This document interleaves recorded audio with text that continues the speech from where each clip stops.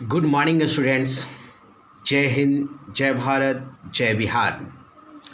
मैं Sanjay Kumar, GS current affair expert. जैसा कि आपको पता है कि बजट का पहला भाग मैंने दिया था और यह बजट भारत सरकार का है। इस बजट में विभिन्न विभागों से संबंधित आय व्यय का ब्यौरा, सरकार की नीति स्पष्ट है। तो पहला भाग आपने क्लियर कर लिया है। अब चलते हैं भाग दूसरा की ओर। ये भाग दो जो है ये उसी भाग का अवशेष भाग है जो बजट का पूरक का काम करेगा। तो चलते हैं भाग दो में क्या क्या है, किन सेक्शनों पर जोड़ दिया गया है, इस पर हम ध्यान से विचार करेंगे। चलते हैं भाग दो। भाग दो में सबसे पहला जो पॉइंट है वो स्फूर्ति योजना है।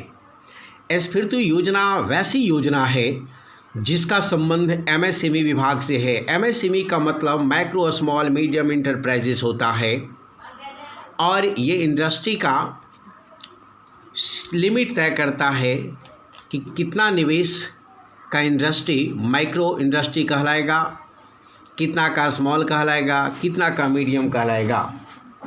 फॉर एग्जांपल 25 लाख तक का जो निवेश है वो माइक्रो इंडस्ट्री कहलाता है, 5 करोड़ तक का निवेश है स्मॉल इंडस्ट्री कहलाता है, 10 करोड़ तक का निवेश है मीडियम इंडस्ट्री कहलाता है, 10 करोड़ से ऊपर हम लार्ज इंडस्ट्री कहते हैं। तो इस प्रकार से ये बड़ा इम्पॉर्टेंट है, इसे ध्यान में रखना है। इस योजना के लिए 2.3 करोड़ रुपया रखा गया है। इसका मकसद क्या है? इसका मकसद यह है कि खादी उद्योग को बढ़ावा दिया जाए और ये ट्रेडिशनल इंडस्ट्री है, परंपरागत उद्योग है और इसमें 100 क्लस्टर डिप्लॉय किया जाएगा और ये ऐसा उद्योग है जो लोगों को रोज़गार प्रदान करता है। जो भी निम्न मध्यम वर्ग हैं इससे जुड़े हैं उनकी आवश्यकताओं की पूर्ति हेतु यह उद्योग काफ़ी महत्वपूर्ण है। ये छोटे छोटे जो उद्योग है देखने में छोटा होता है लेकिन बड़े बड़े रोज़गार तैयार करता है। इसलिए भारत के संदर्भ में जहां भीषण बेरोजगारी है इस उद्योग की प्रासंगिकता है। एक बार फिर से आप ध्यान देंगे, स्फूर्ति योजना, स्फूर्ति का पूरा नाम scheme for fund regeneration and traditional industries, ये ध्यान में रखना है। तो स्फूर्ति योजना के लिए कितना? 2.3 करोड़। भारत नेट प्रोग्राम एक ऐसा प्रोग्राम है जिसके तहत भारत में लगभग 2.5 लाख पंचायतों को ऑनलाइन कनेक्शन उपलब्ध कराना है। ब्रॉडबैंड कनेक्टिविटी उपलब्ध कराने हेतु तो इंफॉर्मेशन टेक्नोलॉजी विभाग, टेलीकम्युनिकेशन विभाग काफ़ी लगा हुआ है, जिसका मंत्री श्री रविशंकर हैं और इसमें लगभग 6,000 करोड़ रुपया प्रदान किया गया है।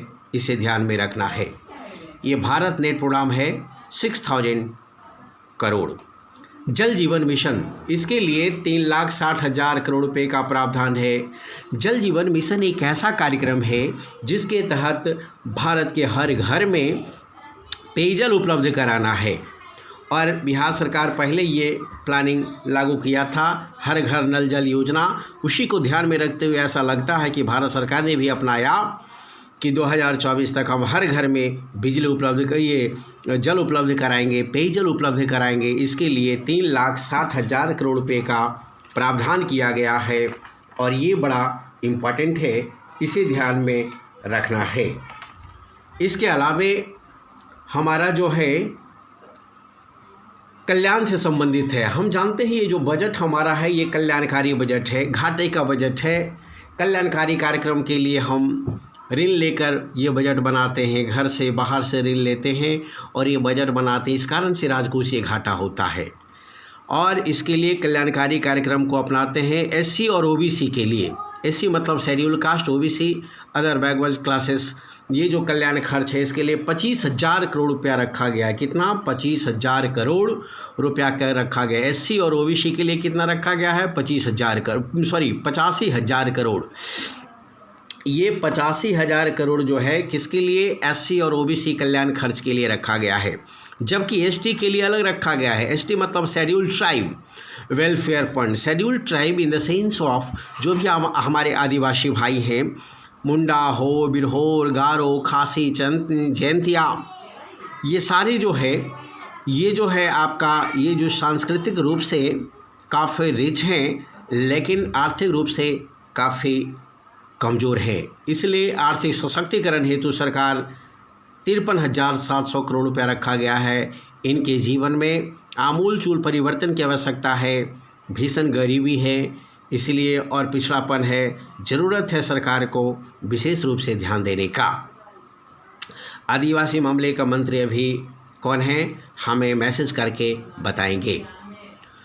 वृद्ध एवं दिव्यांग कल्याण कोष, हमारे जो भी वृद्ध, हमारे आश्रित जनसंख्या है भारत में, जो भी 60 वर्ष से ऊपर है, ऑलरेडी ये आश्रित जनसंख्या है, लेकिन हकीकत ये है आश्रित जनसंख्या ना होते हुए भी ऑलरेडी ये क्या है, अनुभव का खजाना है।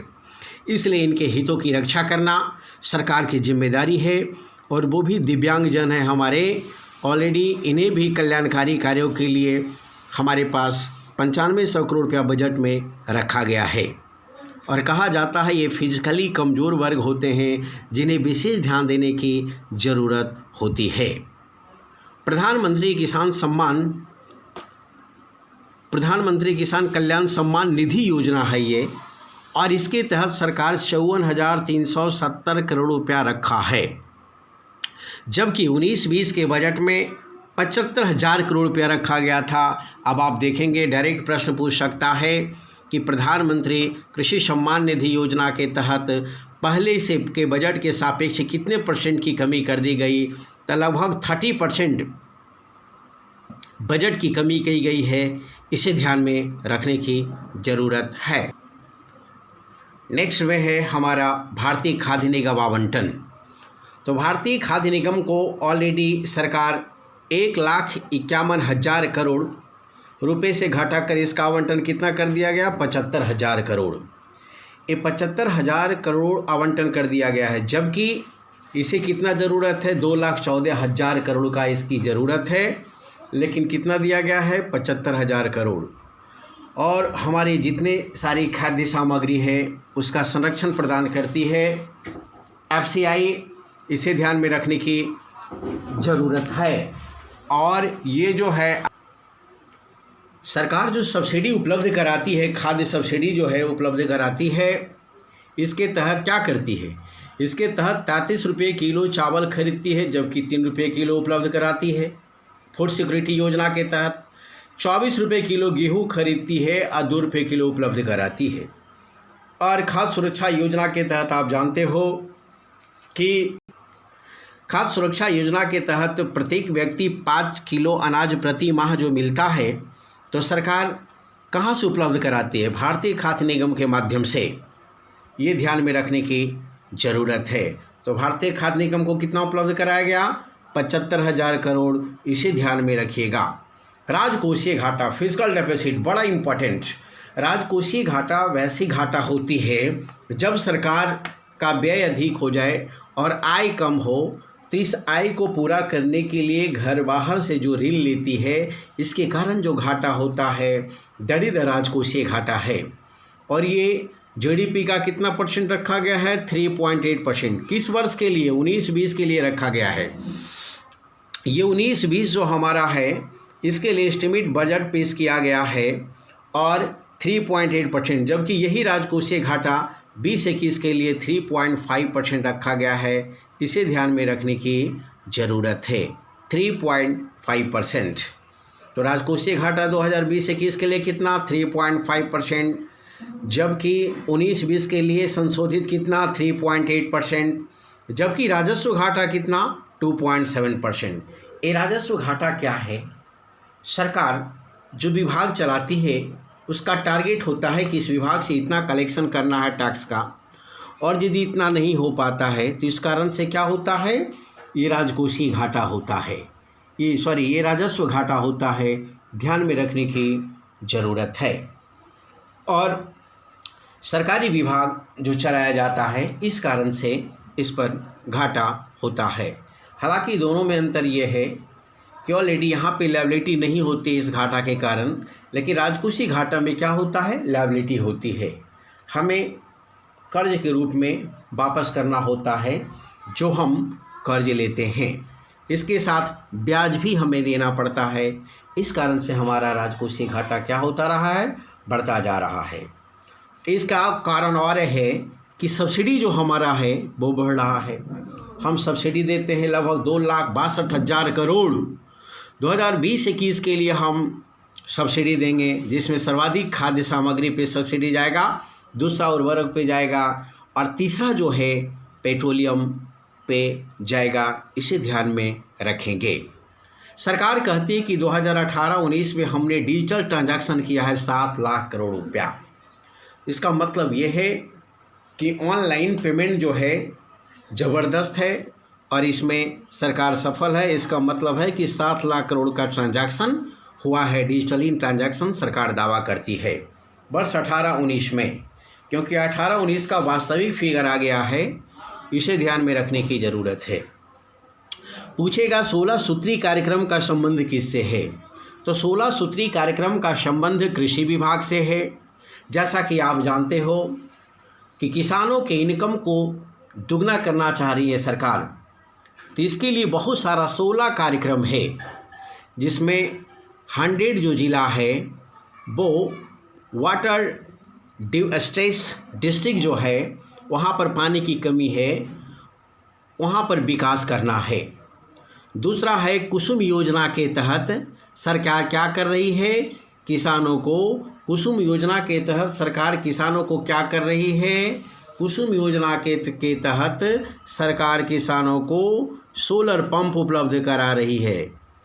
ध्यान में रखना है, बड़ा इम्पोर्टेंट। इसका टारगेट क्या है, 3 करोड़ किसानों को हम 2022 तक सोलर पंप उपलब्ध कराएंगे, ताकि डीजल और बिजली जो चालित पंप सेट है सिंचाई के लिए उपयोग किया जा रहा है, ये समाप्त हो सके और सोलर पंप का उपलब्धता बढ़े। इस कारण से क्या होगा, हमारा क्या होगा, नवीकरणीय ऊर्जा का अधिक से अधिक उपयोग होगा। इसका परिणाम क्या होगा, परिणाम ये होगा कि हम जो विद्युत पर निर्भर हैं, डीजल पे, पेट्रोल पे निर्भर हैं, इस कारण से हमारा ग्रीन हाउस गैसेस जो बढ़ रहा है, इससे भी कमी आएगी। इसे ध्यान में रखने की ज़रूरत है। स्वच्छ ऊर्जा, ग्रीन एनर्जी का हम लोग उपयोग करेंगे और पर्यावरण को काफ़ी शुद्ध करेंगे, ये हमें मदद मिलेगा। 16 सूत्री कार्यक्रम में ही शामिल है क्या, धन लक्ष्मी योजना। धन लक्ष्मी की योजना क्या होता है मैं आगे बताऊंगा, इसी में है ऑलरेडी। और सरकार किसान रेल की बात कर रही है। किसान रेल भाग 1 में मैंने बताया था कि जो भी किसानी उत्पाद है, या मछली है, या दूध है, या मांस है, जो पेरिसेबल आइटम है, बहुत जल्दी ख़राब हो जाएगा। इसे सरकार चाह रही है कि एक जगह से दूसरे जगह कम से कम समय में पहुंच सके, और इसके लिए रेफ्रिजरेटेड कोच लगाकर पीपीपी मॉडल पर ट्रेन संचालित करना चाह रही है सरकार। जिससे क्या होगा, किसानों को प्राइमरी सेक्टर उत्पाद को अधिक से अधिक मूल्य मिलेगा और किसानों को इससे फ़ायदा होगा। नेक्स्ट में है कि बागवानी उद्योग को सरकार बढ़ाना चाह रही है, फल, सब्जी, फूल के उत्पादन को बढ़ाना चाह रही है और इसके उत्पादन को बढ़ाकर किसानों की इनकम को बढ़ाना चाह रही है। इसके अलावा क्या है, दूध का जो मिल्क प्रोसेसिंग कैपेसिटी हमारा है वो लगभग अभी 53 मिलियन मीट्रिक टन है और इसको बढ़ाकर 108 मिलियन मीट्रिक टन करने की बात कही गई है। ये बड़ा इम्पोर्टेंट है, इसको ध्यान में रखिएगा। भाषण नहीं सुनना है, समझना है फैक्ट को। पूछेगा डायरेक्ट कि मिल्क प्रोसेसिंग कैपेसिटी को 53 मिलियन मीट्रिक टन से बढ़ाकर कितना किया जाने का लक्ष्य रखा गया है, तो 108 मिलियन मीट्रिक टन रखा गया है। इसे ध्यान में रखिएगा, बड़ा इम्पोर्टेंट है। और 16 सूत्री कार्यक्रम के लिए सरकार ने कितना पैसा रखा, ये रखा है आपको लगभग 2,86,000 करोड़ रखा है। कितना रखा है, 2,86,000 करोड़। इसका 2 सेक्शन है। पहला कृषि और सिंचाई के लिए जो है अलग है, और दूसरा जो है ग्रामीण विकास और पंचायती राज व्यवस्था के लिए अलग है। इसके लिए 1,60,000 करोड़ है और इसके लिए 1,23,000 करोड़ है। ये बड़ा इम्पोर्टेंट है, इसे ध्यान में रखने की ज़रूरत है। आगे भी मैं बताऊंगा जो बड़ा इम्पोर्टेंट है। तो 16 सूत्री कार्यक्रम में कृषि विकास के लिए कितना पैसा रखा गया है? तो लगभग 2,86,000 करोड़ रुपया रखा गया है। इसे ध्यान में रखेंगे और इसका मकसद किसानों की इनकम को दुगना करना है। Next, one product one district योजना एक ऐसी योजना है जो हॉर्टिकल्चर सेक्टर में ये उपलब्ध कराना है। ये इसके माध्यम से सरकार कह रही है कि हमारा फल फूल सब्जी जिस जिस ज़िला में उत्पादन हो रहा है उसके उत्पादन को हाईलाइट करनी है और वहाँ के किसानों के इनकम को बढ़ाना है। इसके अलावा भारत का लगभग 600 ज़िला है। एक ज़िला को चुन लिया जाए और इसका कौन सा उत्पादन अधिक है और काफ़ी प्रसिद्ध है, इसको आगे बढ़ाया जाए। फॉर एग्जाम्पल, अलीगढ़ किस लिए प्रसिद्ध है? पीतल का ताला के लिए। फिरोजाबाद किस लिए प्रसिद्ध है? ग्लास के लिए। उसी तरह इलाहाबाद किस लिए प्रसिद्ध है? तो अमरूद के लिए। मुजफ्फरपुर किस लिए प्रसिद्ध है? तो लीची के लिए। इसी तरह भारत के 600 ज़िला में 600 उत्पाद को काफ़ी हिट कर देना है ताकि इसके उत्पादन में लोग रुचि ले सके और यहाँ के लोगों का इनकम बढ़ सके। तो वन प्रोडक्ट वन डिस्ट्रिक्ट का संबंध horticulture sector and allied sector से है, ध्यान में रखने की ज़रूरत है। इसके अलावा सरकार पर्यटन और पुरातत्व के विकास पर विशेष जोर दे रही है और इसके लिए क्या किया है कि आइकॉन के रूप में 5 क्षेत्रों को ये चुना है। जैसे राखीगढ़ी हो गया, हरियाणा हो गया। राखीगढ़ी कहाँ है? हरियाणा में है। और ये क्या है? सैंधव स्थल है। शिव सागर ये कहाँ है? ये ऑलरेडी ये असम में है। और अहोम जनजाति है, उसको यहाँ पर काफ़ी प्रसिद्धि मिली हुई है। हस्तिनापुर जो है उत्तर प्रदेश में है, ये ध्यान में रखिएगा। और ये कुरुक्षेत्र की राजधानी हुआ करती थी। धौलावीरा आप जानते हो, ये सिंधु घाटी स्थल है और ये गुजरात में है। आदि चंदलूर ये दक्षिण भारतीय संस्कृति का ये प्रतिनिधित्व करता है, तमिल सभ्यता का ये प्रतिनिधित्व करता है। ये आदि चंदलूर है, ये कहाँ है? तमिलनाडु में है। ट्रैवल म्यूजियम बनाया जाएगा, कहाँ? तो रांची में। ट्रैवल म्यूजियम कहाँ बनाया जाएगा? रांची में। न्यू मिसमैटिक्स म्यूजियम कहाँ बनाया जाएगा? कोलकाता में। तो ट्रैवल म्यूजियम जनजाति से संबंधित विभिन्न प्रकार का रिसर्च के लिए या उससे स्मृति सामग्री प्रदर्शन हेतु रांची में ट्रैवल म्यूजियम बनाने का निर्णय लिया गया है। कहाँ? रांची में। न्यूमिस्मैटिक्स म्यूजियम कहाँ बनाया जाएगा? कोलकाता में। ये न्यूमिस्मैटिक्स क्या है? तो सिक्के के अध्ययन को क्या कहा जाता है? न्यूमिस्मैटिक्स। और अभिलेख के अध्ययन को क्या कहा जाता है? एपिग्राफी। तो विभिन्न प्रकार के सिक्के का प्रदर्शन इसमें किया जाएगा और ये कहाँ? कोलकाता में ऑलरेडी ये खोला जाएगा इस म्यूजियम को। इसे ध्यान में रखने की ज़रूरत है। तो पुरातत्व और पर्यटन के विकास के लिए सरकार 5 आइकॉन स्थल को और 2-3 म्यूजियम का निर्माण का जिम्मा लिया है। इसके लिए 3150 करोड़ और 2500 करोड़ रुपया उपलब्ध कराई है। तो ये दो क्या है? पुरातात्विक स्थल के विकास के लिए, पर्यटन के विकास के लिए। तो इससे क्या होगा? पर्यटकों की संख्या बढ़ेगी। पर्यटकों की संख्या बढ़ेगी तो हमारा सेवा का निर्यात होगा। सेवा निर्यात करेंगे तो हमारे पास विदेशी मुद्रा होगा। इसलिए balance of trade, balance of payment में हमें सहूलियत होगी। इसे ध्यान में रखने की ज़रूरत है।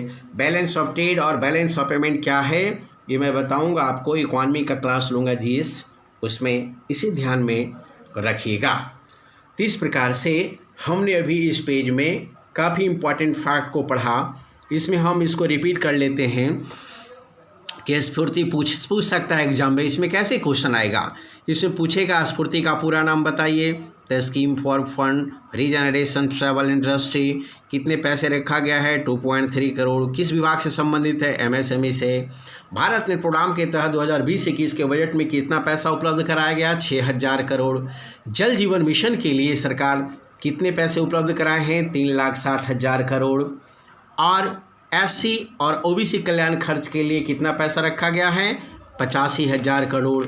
एसटी के लिए कितना पैसा रखा गया है तो ध्यान में रखना है 53,700 करोड़। और वृद्ध और दिव्यांग कोष में कितने पैसे रखे गए हैं तो ये रखा गया है 9500 करोड़। इसके अलावे प्रधानमंत्री किसान सम्मान निधि योजना के तहत कितना पैसा 2020-21 के बजट में रखा गया है तो 54,370 करोड़। ये एक ऐसी योजना है जिसके तहत किसानों को प्रत्येक वर्ष 3 किस्त में 6,000 रुपया प्रति माह प्रति वर्ष उपलब्ध कराना है। तो इससे किसान का इनकम क्या हो गया 500 रुपया पर मंथ बढ़ गया। और सरकार पहले से कहती कि किसान का इनकम 3150 रुपया था, तो इस योजना को लागू होने से 500 प्रति माह और बढ़ गया, यानी वर्तमान में 3650 रुपया प्रति माह इनकम है किसानों का। और इसे दुगना करना है 2022 तक। सरकार इसके लिए बहुत सारा कार्य कर रही है। चलिए, तो इसके बाद राजकोषीय घाटा 2020-21 के लिए कितना 3.5%। 18-19 में डिजिटल ट्रांजैक्शन कितना हुआ 7 लाख करोड़। सरकार ई बैंकिंग का बढ़ावा देना चाह रही है और कैशलेस इकॉनमी डेवलप करना चाह रही है, तो इसमें काफ़ी ये प्रासंगिक फैक्ट है। 16 सूत्री कार्यक्रम का संबंध किससे, कृषि विभाग से। वन प्रोडक्ट वन डिस्ट्रिक्ट योजना जो है इसमें एक डिस्ट्रिक्ट में प्रोडक्ट को हिट किया जाएगा। 5 पुरातत्व स्थल कहाँ कहाँ है ये पूछेगा डायरेक्ट, इसे ध्यान में रखना है। राखीगढ़ी पूछेगा किस राज्य में है। आदि चंदोल किस राज्य में है। ट्रैवल म्यूजियम कहाँ निर्माण किया जा रहा है। न्यूमिस्मैटिक्स म्यूजियम कहाँ निर्माण किया जा रहा है, तो इसे ध्यान में रखिएगा। इसके बाद हम आगे का चलिए नेक्स्ट पेज पे हम चलते हैं। नेक्स्ट पेज में क्या है, मैरीटाइम म्यूजियम। मैरीटाइम म्यूजियम जो है ऑलरेडी कहाँ बनाया जाएगा तो ये बनाया जाएगा आपको गुजरात के लोथल में बनाया जाएगा। कहाँ जाएगा, गुजरात के लोथल में बनाया जाएगा। यहाँ पर क्या करेंगे, जहाज संबंधित विभिन्न प्रकार का वस्तु का प्रदर्शन किया जाएगा। समुद्री जो भी वस्तुएं हैं उन्हें भी प्रदर्शन किया जा सकता है, ध्यान में रखेंगे। तो मैरीटाइम म्यूजियम कहाँ पर, लोथल गुजरात में निर्माण किया जाएगा, इसे ध्यान में रखेंगे। नेक्स्ट है हमारा शुद्ध सरकारी ऋण। सरकार, आप जानते हो भारत सरकार पर ऋण कितना है, तो कुल ऋण कितना है 5,36,000 करोड़ ऋण लिया है। कब, 2021 में ये प्रस्तावित ऋण है। सरकार जानते हो आप ऑलरेडी ये ऋण लेगी सरकार 5,36,000 करोड़ 2021 में। 20 में कितना लिया है 4,99,000 करोड़ ऑलरेडी ये लोन ले चुका है। ये सरकार के ऊपर ऋण है, इसे ध्यान में रखने की ज़रूरत है। विश्व की 5 बड़ी अर्थव्यवस्था। सरकार कहती है कि भारत का विकास ज़बरदस्त है और हमारे इकॉनमी में ऑलरेडी भारत का स्थान कैमा है तो 5वां है। तो भारत का अर्थव्यवस्था कैमा बड़ा अर्थव्यवस्था है, 5वां बड़ा अवस्था है। तो पहला में कौन है, यूएसए है, कितना है 21.4 ट्रिलियन डॉलर। दूसरा में कौन है, चीन है, इसका 14 ट्रिलियन डॉलर है। तीसरा में जापान है और इसका 5.2 ट्रिलियन डॉलर का इकॉनमी है। जर्मनी का 3.9 ट्रिलियन डॉलर है, जबकि इंडिया कितना 2.9 ट्रिलियन डॉलर है। और सरकार का क्या टारगेट है 2024 तक, 5 ट्रिलियन डॉलर की इकॉनमी, 5 लाख करोड़ की इकॉनमी हमको डेवलप करनी है। ये कब तक करना है, ये 2024 तक करना है, इसे ध्यान में रखना है। लेकिन ये जो लॉकडाउन प्रॉब्लम है और ये जो कोरोना वायरस अटैक है, सरकार का मति और गति दोनों प्रभावित होगा। इसे ध्यान में रखने की ज़रूरत है और इस लक्ष्य को प्राप्त करना बेहद मुश्किल होगा, लेकिन प्रयास छोड़ना नहीं है। तो इस प्रकार हम चलते हैं। पूछेगा भारत की इकॉनमी कितनी बड़ी इकॉनमी है, तो 5वीं बड़ी इकॉनमी है, इसे ध्यान में रखेंगे। पहला कौन है? तो अमेरिका है। दूसरा कौन है? चीन है। और तीसरा कौन है? तो तीसरा हमारा जापान है। चौथा कौन है? जर्मनी है। और भारत का स्थान क़यामा 5वां, लेकिन पूछ दिया छठा कौन? तो ब्राज़ील, ब्रिटेन। और 7वां कौन? फ्रांस। इसे ध्यान में रखेंगे। अब चलते हैं 5% हेल्थ सेस की बात आई है। सेस क्या है? करों के ऊपर लगाया गया कर क्या कहा जाता है? ये सेस कहलाता है। और इसका मकसद है कि उस विभाग को ये फंड आवंटित करना जिससे उसका विकास हो सके। और सरकार कह रही कि जो भी इम्पॉर्टेंट मेडिकल इक्विपमेंट है, डिवाइस है, उस पर हम 5% हेल्थ सेस लगाएंगे। तो इससे क्या होगा कि जो भी मेडिकल इक्विपमेंट है अधिकतर भारत में ही बनेगा और जो आवश्यक होगा वो विदेशों से आएगा। तो आयात इससे क्या होगा? हतोत्साहित होगा और उत्पादन को बढ़ावा मिलेगा। इसी ध्यान में रखेंगे। पूछेगा मेडिकल इक्विपमेंट पर कितना? तो 5% हेल्थ सेस लगाने का निर्णय लिया गया है। नेक्स्ट, इस बजट में हमारा कुल राजस्व प्राप्ति कितनी होगी? रेवेन्यू रिसीट कितना होगा? तो ये 22,46,000 करोड़ होगा। कितना होगा? 22,46,000। तो इस प्रकार से ऑलरेडी हमारा जो रेवेन्यू रिसीट है कितना है? 22,46,000 करोड़ होने का अनुमान है। कहाँ से? 2020 और 21 में 22,46,000 करोड़। जबकि हम खर्च कितना करेंगे? तो हमारा 30,42,000 करोड़। तो बोलिएगा इतना इनकम होगा, इतना खर्च करेंगे, तो ये राजस्व प्राप्ति है। इसके अलावा पूंजीगत प्राप्ति हमारी होती है जिसमें हम ऋण लेते हैं, विनिवेश से प्राप्त करते हैं। तो इस प्रकार से हमारा पैसा की पूर्ति होती है, आपूर्ति होती है और हम अपना खर्च चलाते हैं। इसे ध्यान में रखने की ज़रूरत है।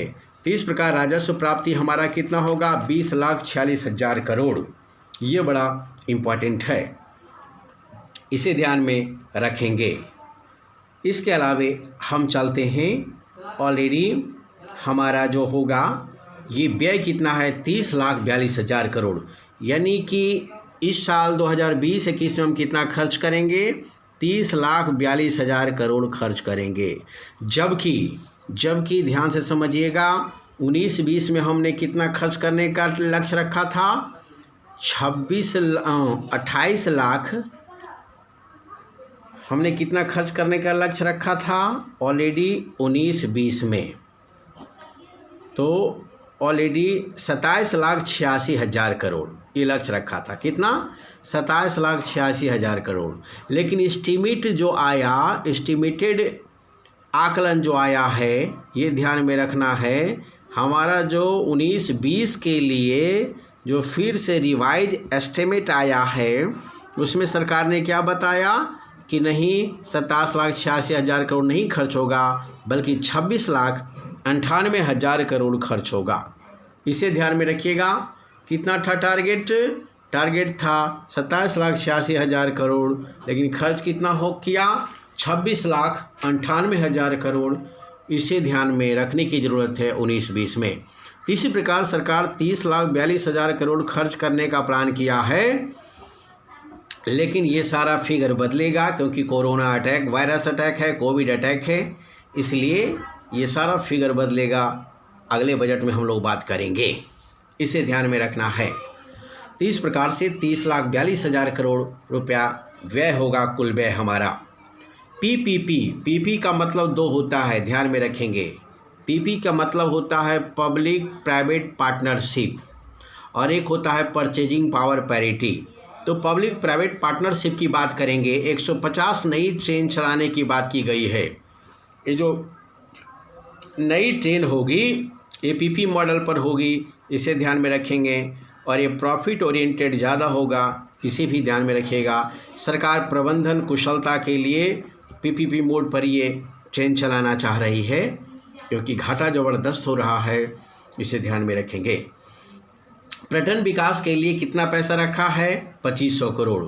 अभी मैंने बताया था कि लगभग 3,000 करोड़ पुरातत्व के लिए, 2500 करोड़ पर्यटन के लिए अभी पैसा ये रखा गया है इस विभाग में। अभी हमने बताया था जब मैं बता रहा था 5 पुरातत्विक स्थल को सरकार नवीकरण करेगी और पर्यटन डेवलपमेंट के लिए म्यूजियम का निर्माण करेगी। इसमें मैंने बताया था 3000 करोड़ और 2500 करोड़। तो पुरातत्व विभाग का विकास के लिए 3000 और ये जो है पर्यटन विकास के लिए 2500 करोड़ रुपये रखने का प्लान रखा गया है। कुल व्यय जैसा कि अभी हमने बताया कि 30,42,000 करोड़ खर्च किया जाएगा। तो ये खर्च कहाँ होगा? तो पेंशन में कितना खर्च होगा? 2,10,000 करोड़। रक्षा में कितना होगा? 3,23,000 करोड़।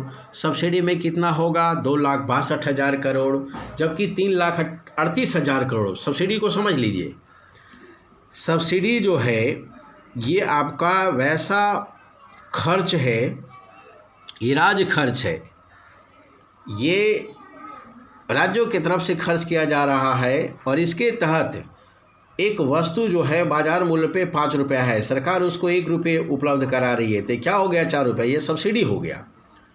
तो एक राज्य सहायता एक प्रकार से, सब्सिडी क्या है? राज्य सहायता है, जिसके अंतर्गत सरकार किसी भी वस्तु की आपूर्ति आम लोगों को बाजार मूल्य से कम मूल्य पर उपलब्ध कराती है। तो इसे ध्यान में रखेंगे। कृषि के लिए सब्सिडी 2,62,000 कृषि विभाग में, 1,42,000 करोड़ नॉर्थ ईस्ट डेवलपमेंट, जो भी हमारा नॉर्थ ईस्ट स्टेट है, अरुणाचल प्रदेश हो गया, नागालैंड हो गया, असम हो गया, मणिपुर, मेघालय, 3,000 करोड़ रुपया लमसम खर्च करेगी। स्वास्थ्य विभाग में कितना खर्च किया जाएगा? 69,000 करोड़।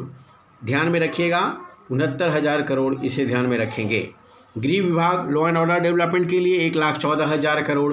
ब्याज, आप जानते हो कि सरकार ऋण लेती है, ऋण लेकर काम करती है घर से बाहर से, तो उस पर ब्याज होता है कि नहीं? ब्याज होता है। तो इस प्रकार से हमारा 7,08,000, 30,42,000 करोड़ में 7,08,203 करोड़ रुपया हमें ब्याज के रूप में खर्च करना होगा। और ये कुल व्यय का लगभग 23%, यानी सर्वाधिक खर्च कहाँ होता है? तो ब्याज भुगतान में। ध्यान में रखेंगे। IT और telecommunication department, information technology telecommunication department के लिए 59,000 करोड़ रुपया खर्च किया जाएगा, इसे ध्यान में रखना है। ग्रामीण विकास पंचायती राज व्यवस्था के लिए कितना? ग्रामीण विकास और पंचायती राज व्यवस्था के लिए कितना? 1,23,000 करोड़, 1,23,000 करोड़ खर्च किया जाएगा, इसे ध्यान में रखेंगे। मैंने बताया था ऑलरेडी कि 1,60,000 करोड़ और 1,23,000 करोड़, तो कितना हो गया? 2,83,000 करोड़, इसी ध्यान में आप रखेंगे। और इसमें क्या क्या है? आपका कृषि है, और क्या है? सिंचाई है, और क्या है? ग्रामीण विकास है, और क्या है? पंचायत है, इसे ध्यान में आप रखेंगे। यूनियन टेरिटरी के लिए, यूनियन टेरिटरी जो हमारा जो है केंद्र शासित राज्य है, उसके लिए हमने 52,000 करोड़ रुपया रखा है, जिसमें 30,000 करोड़ जम्मू कश्मीर में है, 6,000 करोड़ आपका लद्दाख के लिए है। शहरी विकास के लिए हमने 50,000 करोड़ रुपये का फंड आवंटित करने का, खर्च करने का लक्ष्य रखा है। तो यह हमारा कुल व्यय में कहाँ कहाँ कौन सेक्शन। अब यहाँ प्रश्न कैसे पूछेगा बजट से, तो आइए हम चलते हैं। पूछेगा सबसे पहले रक्षा में कितना रखा गया है व्यय लक्ष्य, सब्सिडी कितना पे खर्च किया जाएगा, स्वास्थ्य पे कितना खर्च किया जाएगा, ब्याज भुगतान में कितना खर्च है, या जीडीपी का कितना परसेंट है, ये बराबर क्वेश्चन करता है। कुल कितने का बजट बना है हमारा, तो 30,42,000 करोड़ का बजट है। पीपीपी मोड पर कितना ट्रेन चलाई जाएगी, 150 नई ट्रेनें चलाई जाएगी। तो इसमें सरकार क्या करेगी, इसमें ट्रैक के किनारे सोलर पैनल का भी गठन किया जाएगा, इसे भी ध्यान में रखना है। राजस्व प्राप्ति कितना, 22,46,000 करोड़ है। कुल व्यय कितना, 30,42,000 करोड़ है। 5% हेल्थ, कितना परसेंट मेडिकल डिवाइस का इम्पोर्टेंट आयात पर कितना सेस लगाया जाएगा, 5% लगाया जाएगा। और जी हाँ, और विश्व की सबसे बड़ी इकॉनमी में भारत का स्थान कैमा, 5वां है, एक छूट गया है G20।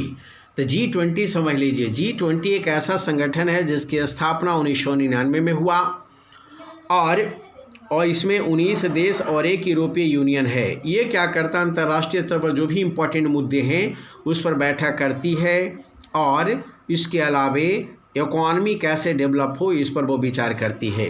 तो G20 का 2022 का जो बैठक होगा कहाँ होगा, भारत में, और इसके लिए 100 करोड़ रुपए का आवंटन किया गया है। इसकी बैठक की तैयारी के लिए जो भी स्थान तय किया गया है दिल्ली में, उसका निर्माण के लिए 100 करोड़ रुपया खर्च किया जाएगा। अब सोचिए कितना इम्पोर्टेंट है ये G20। इसमें अमेरिका है, चीन है, जापान है, जर्मनी है, ऑलरेडी ये सारा ये है, इसे ध्यान में रखने की ज़रूरत है और बहुत सारे कंट्री है। चलो नेक्स्ट, इस प्रकार से और पूछेगा शुद्ध सरकारी ऋण कितना 2020-21 के लिए कितना होगा? 5,36,000 करोड़। मैरीटाइम म्यूजियम का निर्माण कहाँ किया जाएगा? तो लोथल में। लोथल का कहाँ है? गुजरात में। लोथल बंदरगाह आप जानते हो, ये सिंधु घाटी सभ्यता का बंदरगाह था, इसे ध्यान में रखिएगा। इस प्रकार इस पेज से कैसे कैसे क्वेश्चन उठेंगे इसको मैंने सोल्व कर दिया है। इसके अलावे हम इसका बजट से संबंधित MCQ बहुत सारे प्रश्न, ऑब्जेक्टिव प्रश्न लेकर आएंगे। ये भाग 3 में होगा, ये भाग 2 चल रहा है, इसे ध्यान में रखेंगे। अब हम चलते हैं नेक्स्ट पेज पर। तो नेक्स्ट पेज में क्या है कि हम कह रहे हैं कि हमारा जो इनकम हो, ये जो 30 लाख हम 42,000 करोड़ रुपया खर्च करेंगे तो हमारा ये पैसा कहाँ से आएगा? तो 7,96,000 करोड़ रुपया हम ऋण लेंगे। ये सोच लीजिए 7,96,000 करोड़ रुपया क्या होगा? हम ऑलरेडी ये ऋण से उपलब्ध कराएंगे, यानी पूंजी हम ऋण से उपलब्ध कराएंगे, ध्यान में रखना है। निगम कॉरपोरेशन टैक्स से कितना मिलेगा? तो 6,81,000 करोड़ और ये कुल आय का कितना? 18%। GST से कितना? 6,90,000 करोड़। कितना परसेंट? 18%। लमसम दोनों समान है। इनकम टैक्स से कितना हमारा? 6,38,000 करोड़ रुपया इनकम होगा और नॉन टैक्स रेवेन्यू ये 3,85,000 करोड़ होगा। इसमें क्या होता है कि हम जो ऋण देते हैं उसका हम भी ऋण देते हैं तो ब्याज के रूप में मिलता है, लाभांश के रूप में मिलता है, तो इसे ध्यान में रखना है। पूंजीगत प्राप्ति में हम कहाँ से पैसा प्राप्त करते हैं? विनिवेश से। अभी मैंने बताया था भाग 1 में कि विनिवेश से हमने कितने राशि प्राप्त करने का लक्ष्य रखा है? तो 2,10,000 करोड़। इसके अलावे विभिन्न प्रकार का जो हमारा है उससे हम मद है उससे हम प्राप्त करेंगे। तो कुल आय हमारा 30,42,000 करोड़ और कुल व्यय में कहाँ पर कितना व्यय होगा उसको मैंने बता दिया था, लेकिन परसेंटेज के रूप में करों में हम राज्यों का हिस्सा देते हैं। कितना परसेंट? 20%। ब्याज भुगतान हम कितना करेंगे? 7,08,000 करोड़, 18% हो गया। केंद्रीय योजना ऑलरेडी कितना परसेंट? 13%। सब्सिडी में कितना खर्च करेंगे? 2,62,000 करोड़, लगभग 6%। पेंशन में कितना? 6%। तो इसे ध्यान में रखेंगे। इसके अलावा हमारे पास और डेटा है जो बराबर पूछता है कि जो हमारा डायरेक्ट टैक्स है वो ऑलरेडी कितना है। तो डायरेक्ट टैक्स GDP का लगभग 5.9% है। इनडायरेक्ट टैक्स क्या है? 4.9% है। तो आप कहेंगे डायरेक्ट टैक्स क्या होता है? डायरेक्ट टैक्स वैसा टैक्स है जिस पे ये लगाया जाता है, वो इसका वहन वो स्वयं करेगा। इस पे ये टैक्स किसी पे डाला नहीं जाता है। डायरेक्ट टैक्स में क्या होगा? इनकम टैक्स हो गया, कॉरपोरेशन टैक्स हो गया, गिफ्ट टैक्स हो गया, है ना, और ऑलरेडी कैपिटल गेन टैक्स हो गया। तो ये सारा डायरेक्ट टैक्स है। इनडायरेक्ट टैक्स क्या है? हम वहन तो करते हैं लेकिन बाद में किसी दूसरे पे टाल देते हैं। फॉर एग्जांपल, यदि किसी दुकान से सामान खरीदते हैं तो उस वस्तु पे टैक्स लगा हुआ है, हमने किसको दिया? दुकानदार को। लेकिन दुकानदार क्या करेगा? सरकार को पे करेगा। इसे ध्यान में लगा रखना है। तो ऑलरेडी ये लगा था कहाँ पर? दुकान पर, लेकिन किस पर टाल दिया? ये ग्राहकों पर। इसका मतलब इनडायरेक्ट टैक्स का अंतिम भार किस पर पड़ेगा? उपभोक्ता पर। पूछेगा डायरेक्ट इनडायरेक्ट टैक्स का अंतिम भार किस पर पड़ता है? उपभोक्ता पर पड़ता है। इसे ध्यान में रखने की ज़रूरत है। इसके अलावा 112 एस्पिरेशनल डिस्ट्रिक्ट में PPP बेस्ट हॉस्पिटल का निर्माण किया जाएगा। एस्पिरेशनल डिस्ट्रिक्ट क्या है? ये आकांक्षी जिला है, आप जानते हो। भारत में 115 एस्पिरेशनल डिस्ट्रिक्ट है और यहाँ पर ये पिछड़ा डिस्ट्रिक्ट है। एस्पिरेशनल का मतलब ये पिछड़ा है और यहाँ के लोगों को आकांक्षा है, मूलभूत ढांचे का अभाव है, आधारभूत संरचना काफ़ी पुअर है। तो यहाँ पर सरकार बेसिक जो हमारा नीड्स है उस पर ध्यान रख रही है कि हॉस्पिटल का निर्माण करेगी, स्कूल का निर्माण करेगी, पेयजल व्यवस्था उपलब्ध कराएगी। तो बहुत सारे काम करना भी इस पे बाकी है क्योंकि ये काफ़ी पिछड़ा जिला है हमारा। 2017 में रेल बजट को आम बजट में मिला दिया गया। पूछेगा प्रश्न आपको कि ये बताओ कि रेल बजट को आम बजट में कब मिला दिया गया, तो ये मिला दिया गया है 2017 में। अरुण जेटली उस समय वित्त मंत्री थे। जबकि कब शामिल किया गया था दोनों को, तो 2024 से ही ये साथ चला रहा था। एक वर्ष कमेटी के रिकमेंडेशन पर ऑलरेडी ये दोनों को ऑलरेडी अलग अलग पेश किया जाता था, दोनों को अलग किया गया था, जबकि 2017 में एक कर दिया गया है। ये बड़ा इम्पोर्टेंट है। सेल्फ हेल्प ग्रुप विमेन, अब सरकार क्या कर रही है, एक योजना लाई है धन्य लक्ष्मी योजना, धन्य नहीं धन्य लक्ष्मी। धन्य लक्ष्मी योजना के तहत क्या कर रही है कि जो भी महिला किसान हैं उन्हें बीज का वितरण का जिम्मा दे रही है, और इसका महत्व, वैज्ञानिक महत्व बता रही है कि जाकर किसानों को बताइए कि इस बीज का ये महत्व है, और इसको ये लगाता है किसान तो इसका उत्पादन में ज़बरदस्त बढ़ोतरी होगी। तो सरकार चाह रही है कि सेल्फ हेल्प ग्रुप को में जो भी महिलाएं लगे हैं, वो किसान महिला हैं, वो बीज संबंधित द बेस्ट ट्रेनिंग दिया जाए ताकि किसानों को मदद मिल सके और इनकी भी इनकम बढ़ सके। 2022 तक किसानों की इनकम को दुगना करने की बात है। जैसा कि हमने बताया है अभी कि किसानों का इनकम 3150 रुपया है। प्रधानमंत्री किसान कल्याण सम्मान निधि योजना लागू होने के बाद यह 3650 रुपया हो गया है। अब 2022 तक इसको दुगना करना है। सरकार कहती है वर्ष 2019-20 में 60 लाख नए टैक्स पेयर जुड़े हैं। किससे? जीएसटी से। जीएसटी क्या है? इनडायरेक्ट टैक्स है। जीएसटी कैसा टैक्स है? इनडायरेक्ट टैक्स है। और ये टैक्स कितना डायरेक्ट इनडायरेक्ट टैक्स है? स्लैब कितना है? 5, 12, 18, 28 4 स्लैब है, इसे ध्यान में रखना है। और इसके लिए क्या संविधान संशोधन है? तो 122वां संविधान संशोधन है। ये बड़ा इम्पॉर्टेंट है, ध्यान में रखना है इसे ऑलरेडी। और जल संकट वाले 100 जिला के लोगों के आय बढ़ाने पर बल दिया गया है। जैसा कि सरकार ने निर्णय लिया है कि भारत के जिस ज़िले में जल का अभाव है वहाँ पर अन्य गतिविधियों के माध्यम से उस क्षेत्र का विकास किया जाए और वहाँ पर कैपिटा इनकम बढ़ाया जाए और वहाँ के लोगों को मूल आवश्यकता की पूर्ति किया जाए। तो वाटर स्टेट डिस्ट्रिक्ट कितने ज़िले हैं जहाँ पर आय बढ़ाने पर सरकार जोर दे रही है? तो 100 जिला। निर्भीक योजना, निर्भीक का मतलब होता है निर्यात ऋण विकास योजना। निर्यात ऋण विकास योजना के तहत सरकार क्या कर रही है कि जो भी निर्यातक हैं उसके जो इंश्योर्ड आइटम है उसका परसेंटेज बढ़ा दे रही है। जैसे पहले निर्यातकों के लिए कौन काम करता था? ECGC। तो ECGC जो काम करता था already export credit guarantee corporation. कौन था? ECGC export credit guarantee corporation. यह क्या करती थी कि जो भी निर्यातकों को ऑलरेडी लगा था, जो भी पूंजी लगा था उसका 60% इंश्योर्ड करता था। निर्भीक क्या करेगा? 90% इंश्योर्ड करेगा। तो दोनों में अंतर है। पहले ECGC था लेकिन अब क्या सरकार ले आई? निर्भीक योजना। निर्भीक का संबंध किससे है? निर्यातकों के बीमा से है। तो निर्यातकों को इसे मदद मिलेगा, इसे ध्यान में आप रखेंगे। इसमें जो भी क्लेम करेगा निर्यातक उसका फर्स्ट सेटलमेंट होगा। तो निर्भीक योजना का संबंध किससे है? निर्यात से है। इस प्रकार लास्ट पेज एक और बचा है, लेकिन इसके पहले हम देख लेंगे इससे क्या क्या प्रश्न उठ सकता है। तो चलिए, पूछेगा निर्भीक योजना का संबंध किससे? तो निर्यातक के बीमा से है, हितों से है। कितने ऐसे जिले हैं जो जहाँ जल संकट है और आय इनकम बढ़ाने पर सरकार प्रयास कर रही है? तो 100 जिला।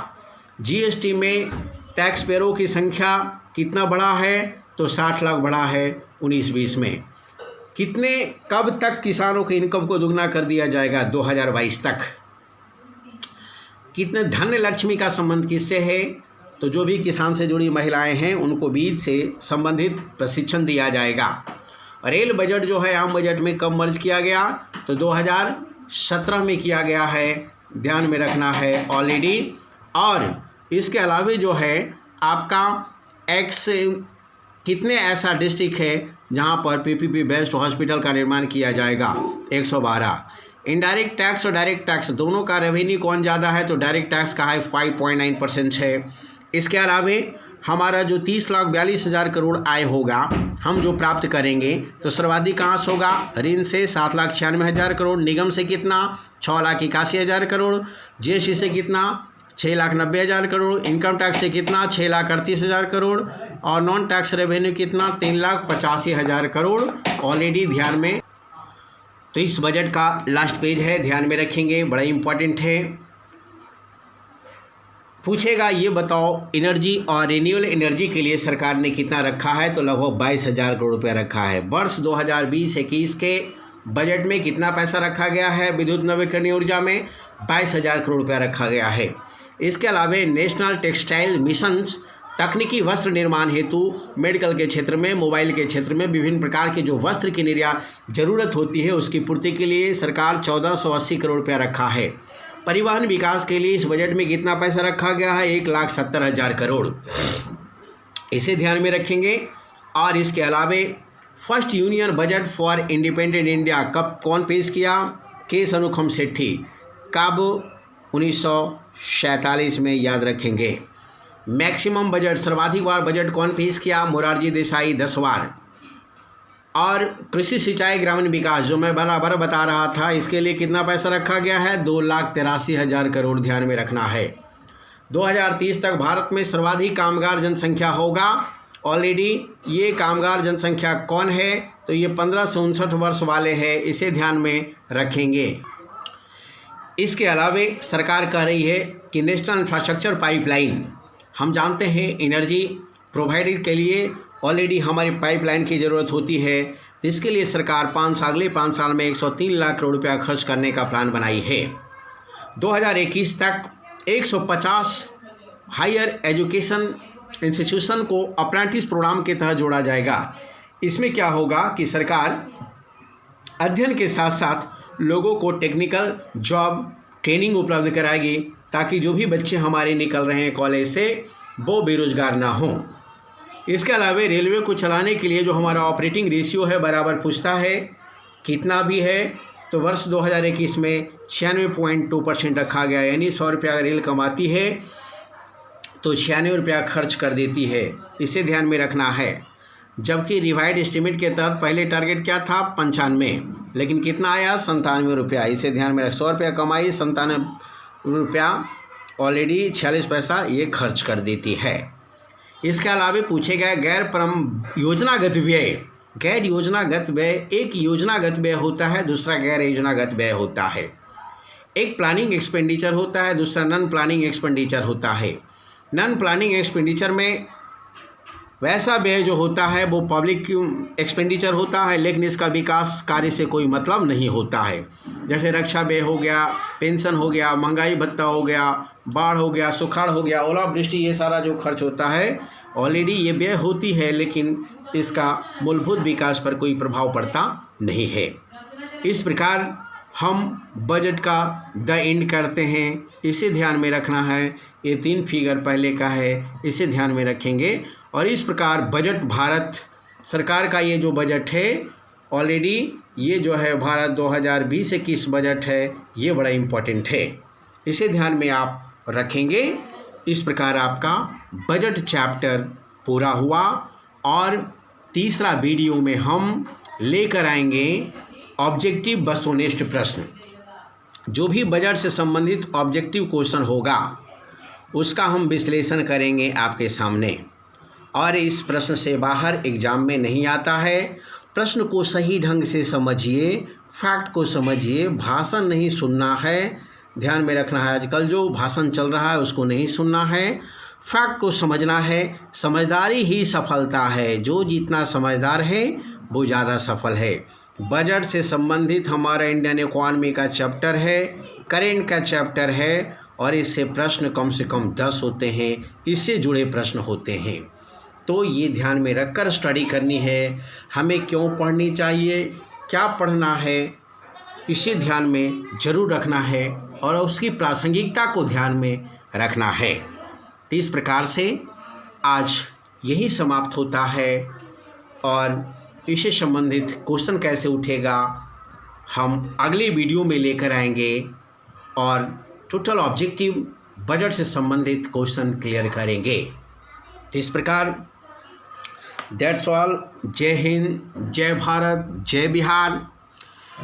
मैं Sanjay Kumar, GS interview expert. इसके अलावा मैं पॉलिटी का, इकोनॉमी का चैप्टर वाइज लेकर आऊँगा और मेंस का भी जो क्वेश्चन बनता है करेंट से संबंधित, जीएस 1 से जीएस 2 और हिस्ट्री से संबंधित, उस पर हम लोग विश्लेषण करेंगे। लेकिन इसके लिए इस चैनल को ज़रूर सब्सक्राइब कर लीजिएगा और शेयर गर्दा कीजिए। That's all. जय हिंद, जय भारत, जय बिहार।